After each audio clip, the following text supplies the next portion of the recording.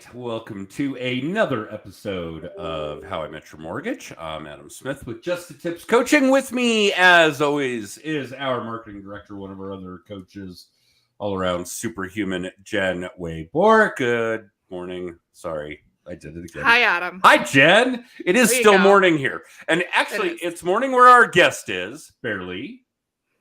But he's in the central time zone. And of course, most of our audience is probably watching or listening in syndication. So we have no idea what time it is when they're doing that. Although we could probably get those analytics.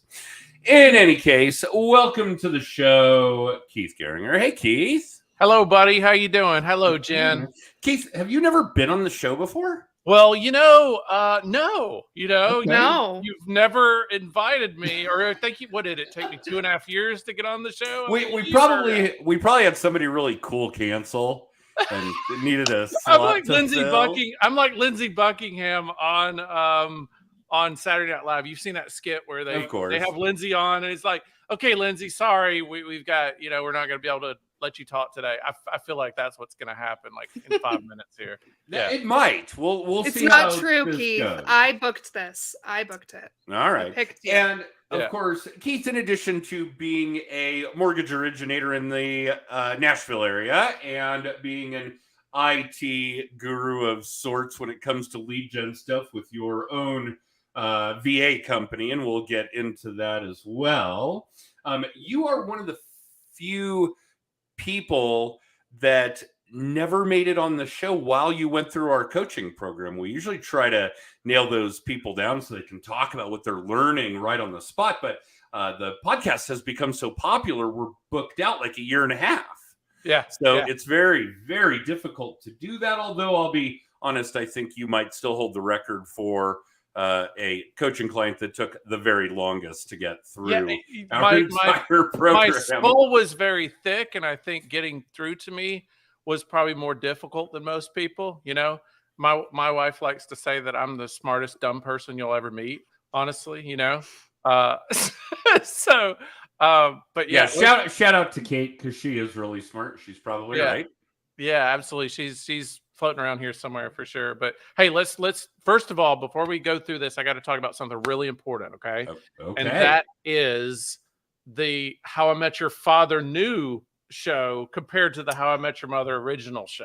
Okay. What are your thoughts? Let's be honest. Let's be real here. What are your thoughts? I'm going to abstain. I've never seen a single episode of either. Come on, guys. I've never even seen an episode of How I Met Your Mother. I just happen to know that it's Doogie Howser.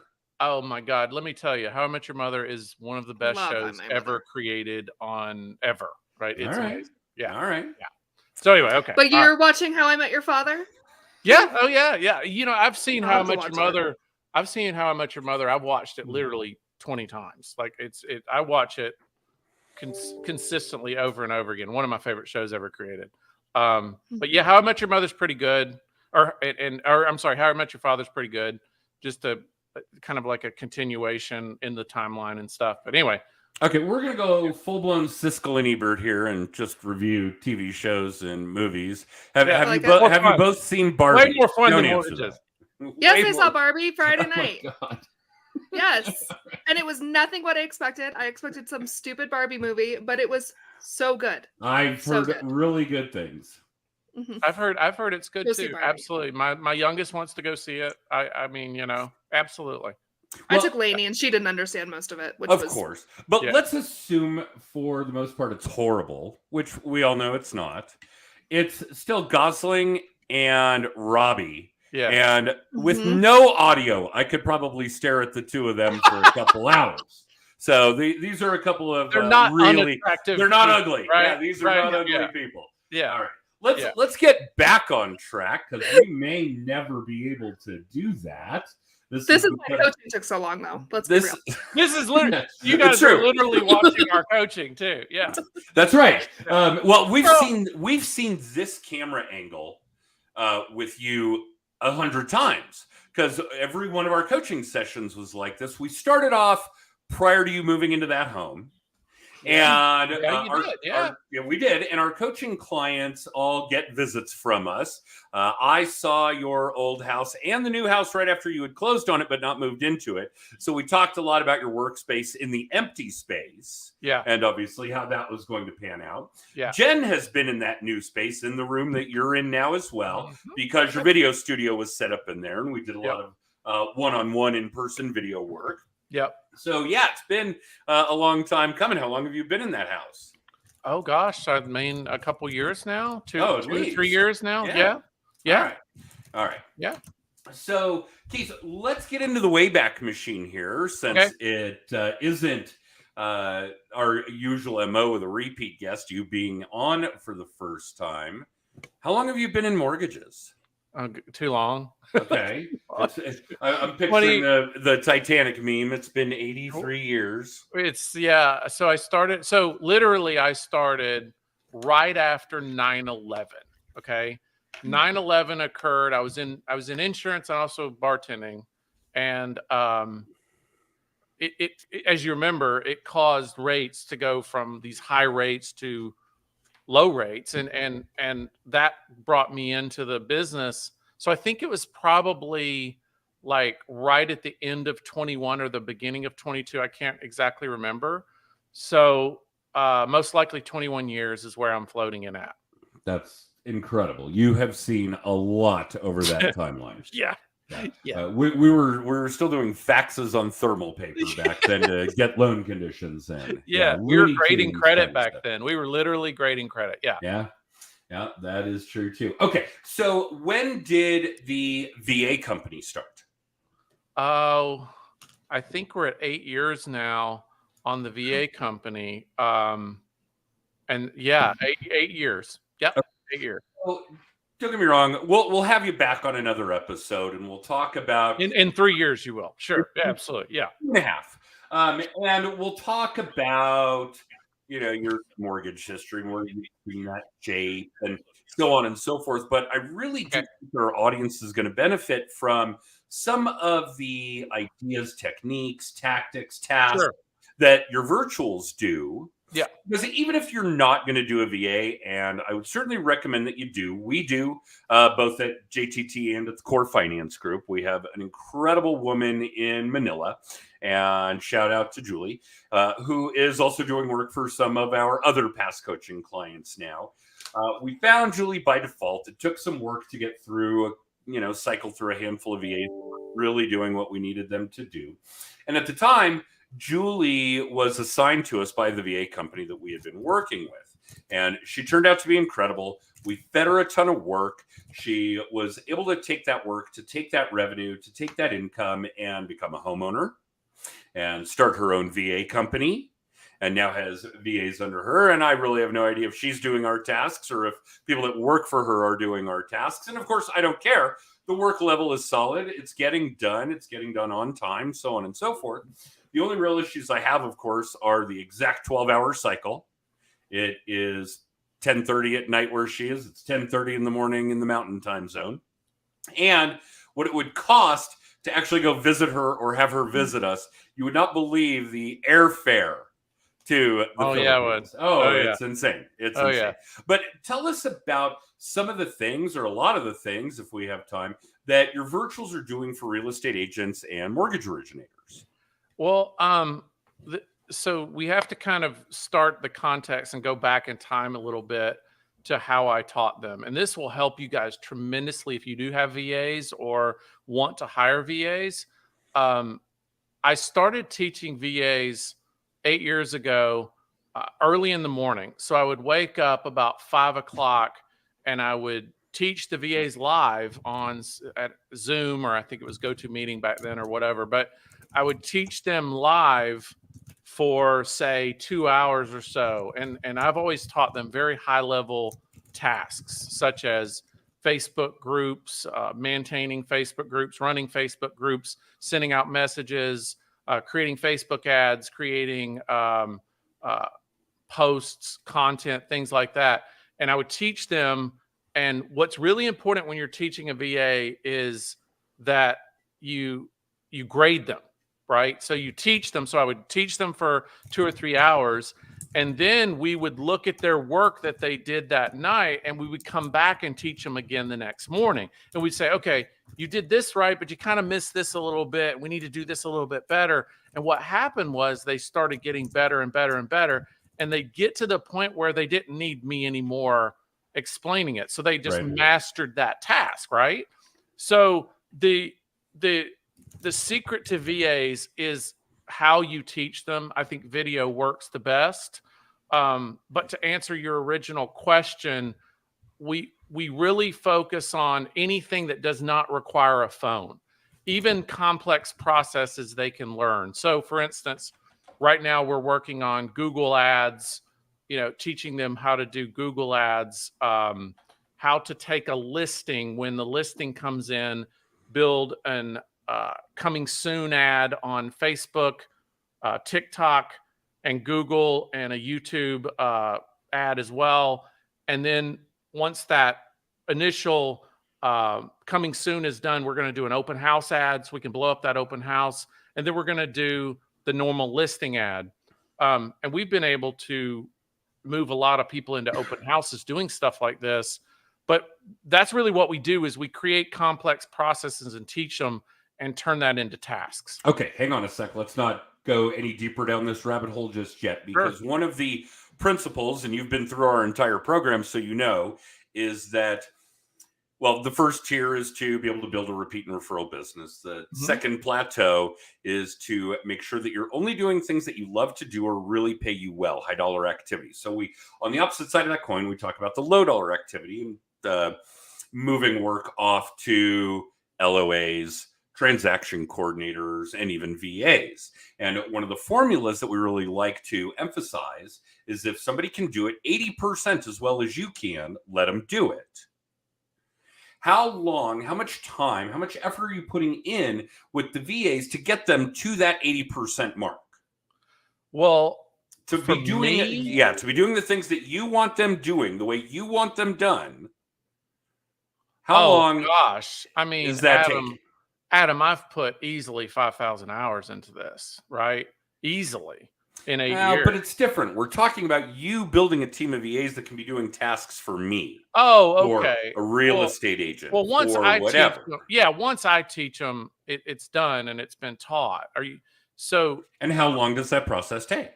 How long should somebody picking up a VA expect it to take to get them to a level that's going to be on par with what that LO, with what that agent wants done in their business that a VA can handle? I guess it would depend on the task itself. If it's a basic task like a Facebook ad, you could probably teach of a normal VA in the Philippines or something that in 3 or 4 days.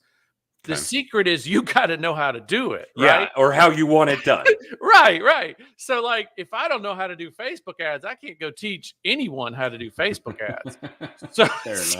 So that's another thing is, one of my superpowers is just I learn thousands and thousands of things all the time, and I'm constantly teaching these virtuals that stuff as well.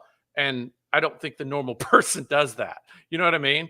So, but are we going to start making a list of things normal people do that Keith doesn't, or vice versa? But if you have basic things that you're teaching, video is the secret, Adam, right?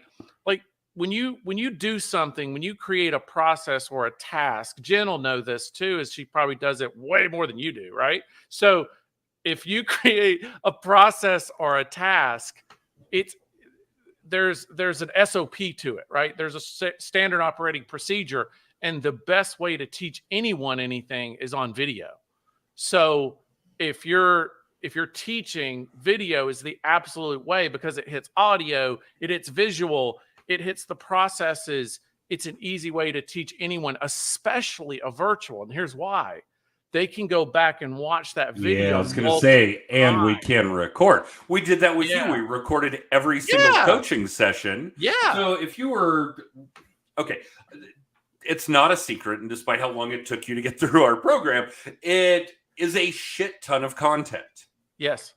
there is no way somebody could actually implement all of it in the time frame that we teach it. No. So the ability to go back and review it, okay, I've done the video work. I have figured out how I want to do short format video. I've got that off my plate. I've got an assistant working on this part. I've got a VA working on this part. Now I want to go back and add in my Facebook group work. Yeah. Now I can go back and watch what we learned, what we studied, what we worked on, and get refreshed on what I need and what I want to be doing. So yeah, that's one of the keys to video in my mind, is that you can have it forever. Absolutely. Yeah. That's definitely a big one, no question. So another thing too that we've worked on is, there's a lot of great courses out there, right? Tons of great courses on how to do different things and how to create different results in your business. On everything. A lot of people just don't want to take those courses, right? Like, I don't have time to take those courses. So what we've done is some of those courses, especially for realtors, say for branding and things like that, we've taken and we've gone through, or technically I've gone through those courses and then taught the virtuals what's in those courses to then go do for a real estate agent, right? So, for instance, there's a really great course on branding that Ryan Serhant did. Phenomenal course, but it's not cheap, I'm sure not. It's not cheap, but I went through it. Ryan makes a lot of money, I'm sure. Ryan closes $1 billion worth of real estate a year. So yeah, but I went through it, learned it, taught the basics to the virtuals on how to do it, and we implement that for our realtors. That's a really good example of something that's not just like opening a spreadsheet anymore and saying, okay, this virtual assistant's going to add in information into the spreadsheet. It's way, way more advanced than that. And video is the catalyst that created it. That's funny, because it's going to be at both ends of the spectrum then. We're going to use video as a training tool for potentially educating people that are going to work for us, work with us, to eventually get into doing things in the video space that are going to be lead gen tools for us. Yeah. And it's really a great cycle. It's a great pattern. Yeah. And yeah, I would say that that's probably one of the biggest pieces.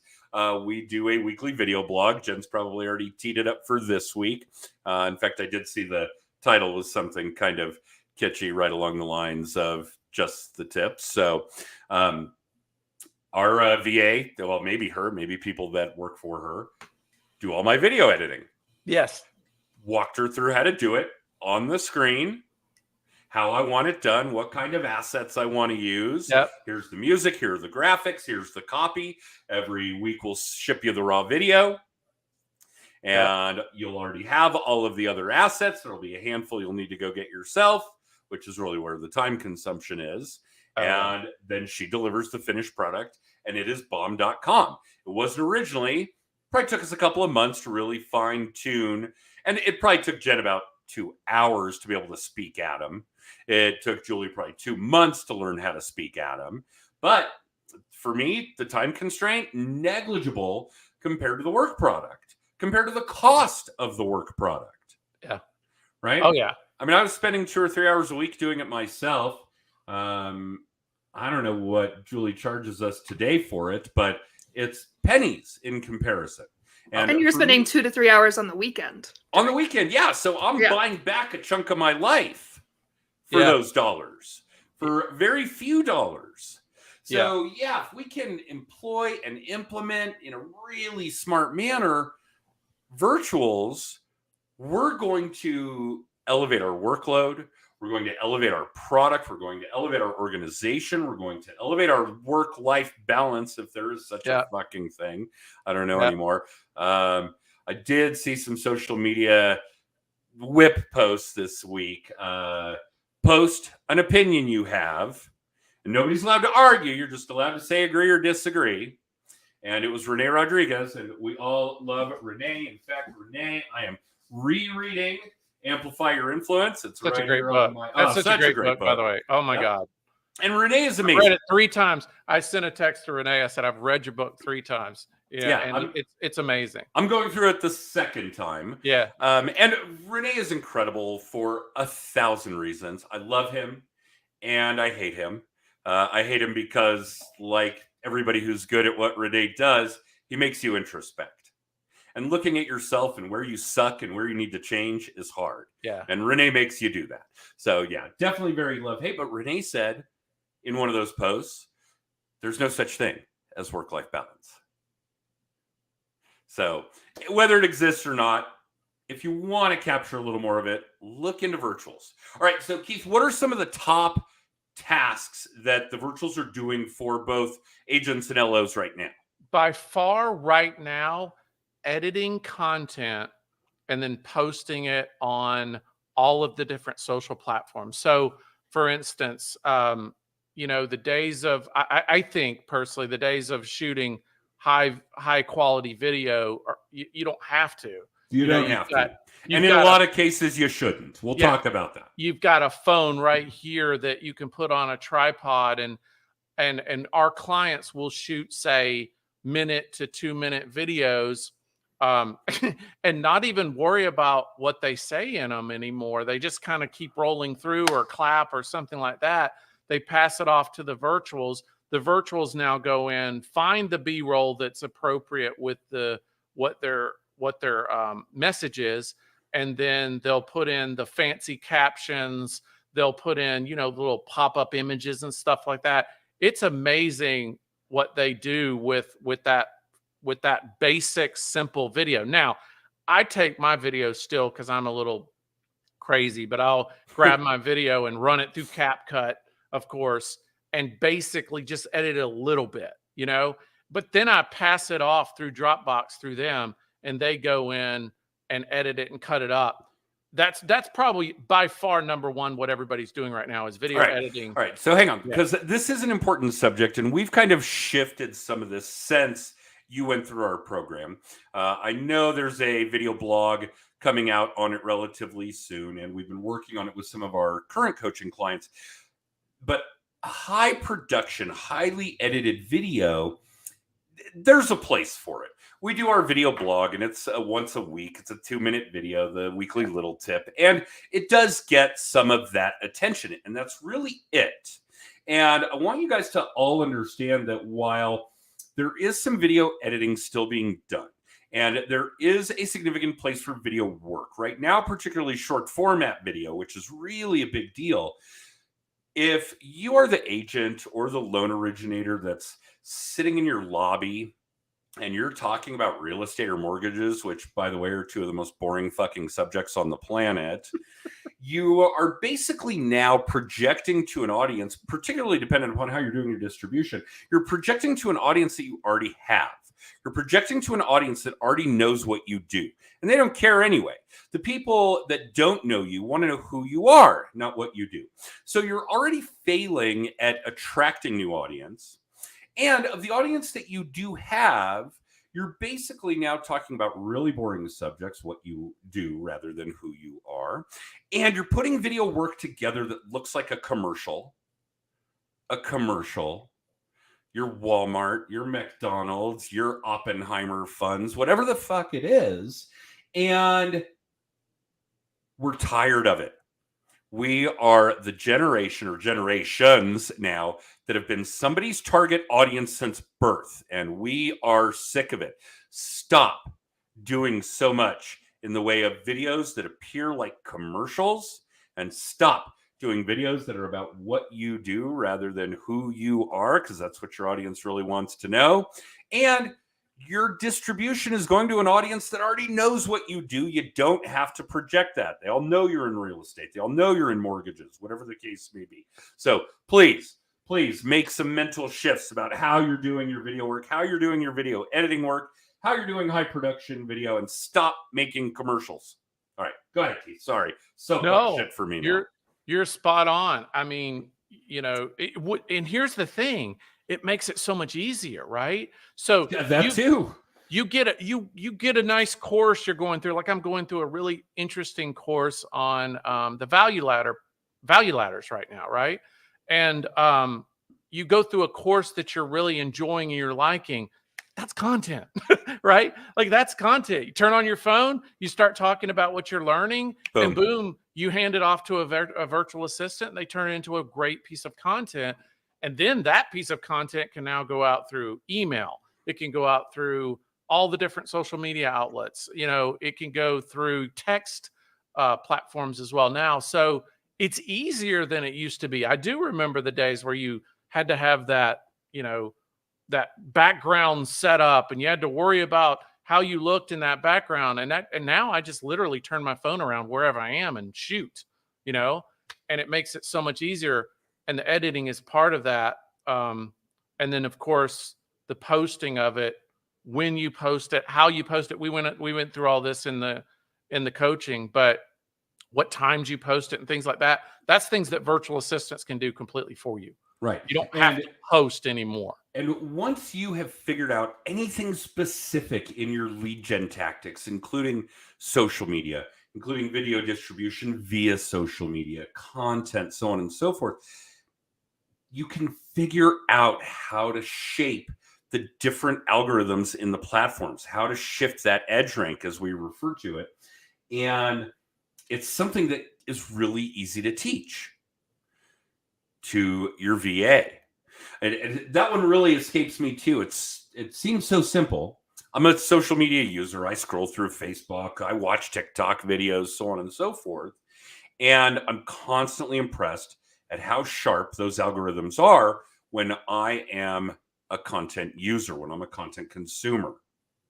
Oh, yeah. If I just take that revelation and flip it 180 to what I do as a content creator, I can really kind of get an understanding of how I can shape the algorithm, how I can find when my perfect clients are online, how I can find what groups my perfect clients are in, how and when I can provide what kind of content so that the people that I want to attract see my shit. The idea here is to get as many of those people consuming your content as possible.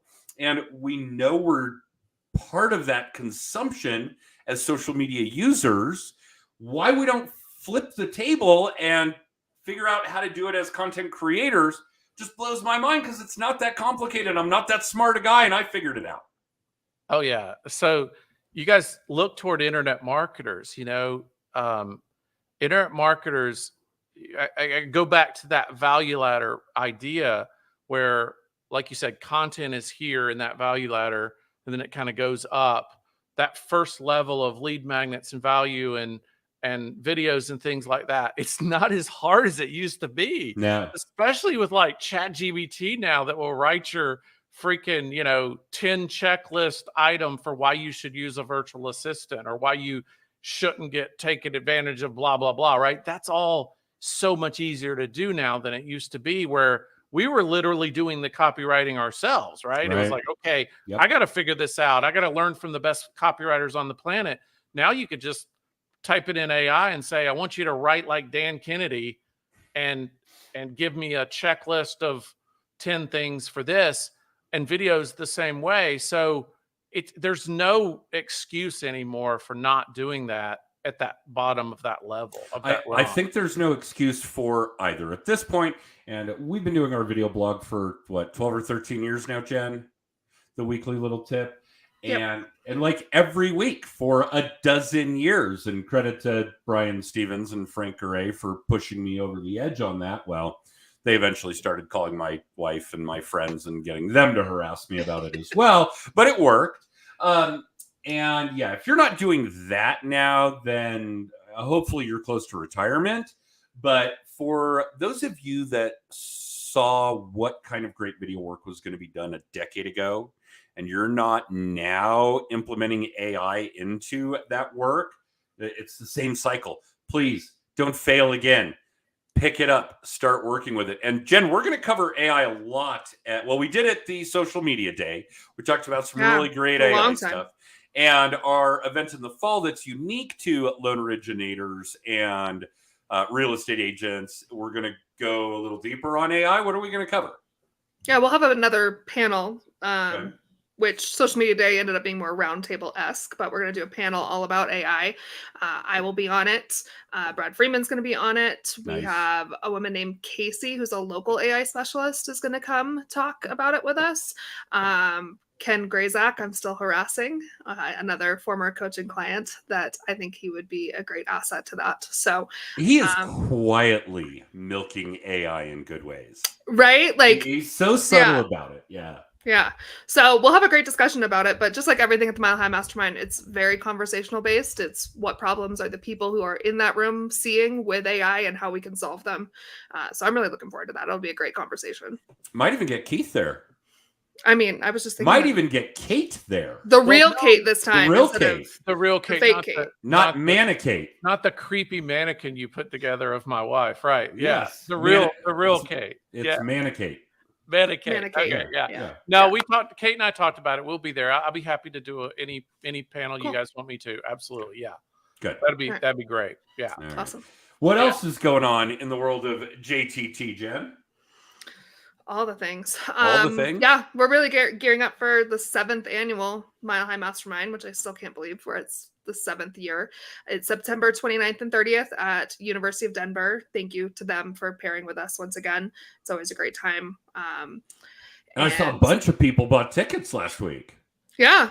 Wow. Yeah, people are getting ready for fall. Right. So, I mean, August is I guess tomorrow, it's only 60 days away. Yeah. Right. August is tomorrow. So, yeah. So you can get your tickets for Mile High Masterminds. You can find past episodes of the show, our weekly little tip that Adam's mentioned a few times, get a free hour of coaching, find Adam's book, all the things by texting tips to 63566. And it will ping you back the links for all of that and more. All of that. Cool. Yeah. We had no doubt that we were going to burn through our 30-minute podcast here in the blink of an eye. I didn't really know that we would waste a third of it talking about Barbie, but here we are. Oh, and Doogie. We talked about Doogie Howser and Barbie. But yeah, Keith, stellar shit, man. This has been great. And yeah, we'll get you on the books for another episode. Man, maybe we got to book Keith for 2 in advance. Right. Yeah. Well, we're booking end of next year. So got it. Yeah. Well, thank you so much for having me. Finally. Okay. You didn't Lindsey Buckingham me either. Like, no, I thought you were going to literally pull somebody off the screen and like just minimize me. You make me like that's small. Like, oh, hey, hold on. We got Renee. Renee's coming in to talk to you guys. Oh, well, Keith, I'm going to be honest. If Renee showed up, we would Lindsey Buckingham. Do you remember that time I don't know if you remember this, but I had to follow Renee, Kai, and somebody else that was just a world-class speaker in Vegas on stage. I had to follow them, and I wasn't a public speaker. I didn't know anything about it at this time, right? And I think it was Adjust the Tips, and they put me on like right after those guys at like the very end of the day. I don't know if you remember. They did that to me in Austin. My first time on a mortgage stage ever. Right. I followed Renee. After Renee. The first time I ever spoke on a mortgage stage. Isn't that brutal? Yeah. I mean, you're talking I about. was like, really, guys? Yeah. It's brutal. Yeah. And another shout out to Ashley and Michelle for setting that up. Jen, you did great, and obviously it was a foray into some big shit. All right, let's sign off. Thank you all for tuning in. Keith, thank you for carving out this kind of time on a Monday morning. Absolutely. For the rest of you listening live or in syndication, you can catch us live at 10:30 Mountain Time on Monday, probably 40 or 45 weeks out of the year, somewhere in that range, in our 6th season of the How I Met Your Mortgage podcast, available on Apple, Spotify, and Amazon podcasts. Thanks for tuning in, and we'll see you guys next week.